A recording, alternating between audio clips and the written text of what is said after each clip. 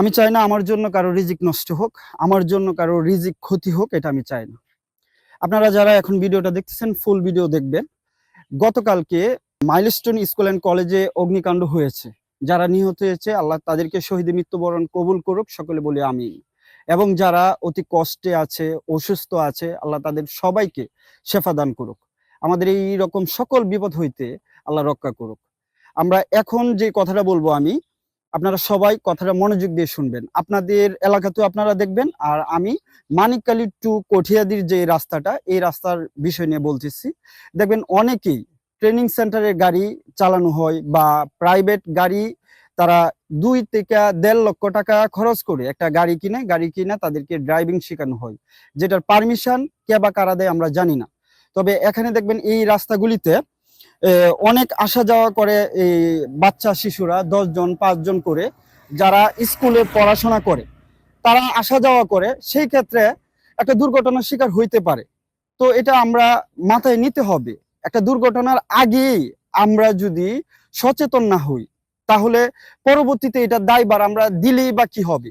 এখন ধরেন যে প্লেনটা অগ্নিকাণ্ড হয়েছে, দুর্ঘটনা হয়েছে, এরকম প্লেন বাহিরের রাষ্ট্রে 20-30 বছর আগেই বন্ধ করে দিছে, অথচ আমাদের বাংলাদেশে এরকম গাড়ি চালাচ্ছে, যে কারণে দুর্ঘটনার শিকার হচ্ছে আমাদের বাংলাদেশে।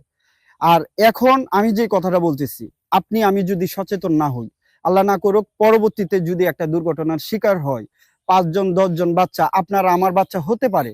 আপনারা যারা এখন এই বিষয়টা নিয়ে গাফিলতি করবেন, তারা দায়ভার থাকবেন। কেননা আপনি কেন সচেতন হন না? কেন আপনি এই বিষয় নিয়ে কথা বলেন না, বাধা দেন না কেন? এরকম প্রাইভেট গাড়ি দিয়ে ড্রাইভিং শিখানো, অথবা ড্রাইভিং এর ট্রেনিং সেন্টারের গাড়ি দিয়ে তো রাস্তা দিয়ে এই ট্রেনিং দেওয়ার কোনো এখতিয়ারই নাই বা অনুমতি নাই। এরকম কোনো অনুমতি কি দেওয়া আছে যে আপনার আমাদের আসা যাওয়ার রাস্তা দিয়ে ড্রাইভিং শিখাবে? যে কোনো সময় দুর্ঘটনার শিকার হতে পারি আমরা, আমাদের বাচ্চারা হতে পারে। তাই আমরা যারা এই বিষয়টা নিয়ে এখনো সচেতন না হব, আমাদের এই সকল দায়ভার নিতে হবে।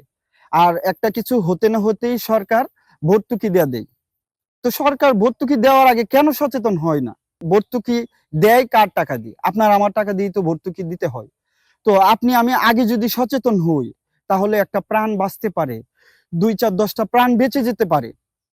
যেই প্রাইভেট কার দিয়ে ট্রেনিং সেন্টারে ট্রেনিং দেওয়া হয়, ড্রাইভিং শেখানো হয়, এই গাড়িটা আল্লাহ না করুক আপনার আমার বাচ্চা বা আরো কত মানুষের উপরে উঠায় দিতে পারে শিখতে গিয়ে।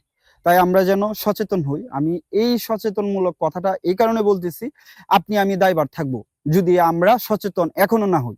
আমি যতটুকু পারি আমি বলতেছি, আমার সাথে কিছুদিন আগেও অনেক কথা হয়েছে, তারা উমুকের দাপট দেখায়, আরো অনেক অনেক বড় বড় লোকেদের দাপট দেখায়।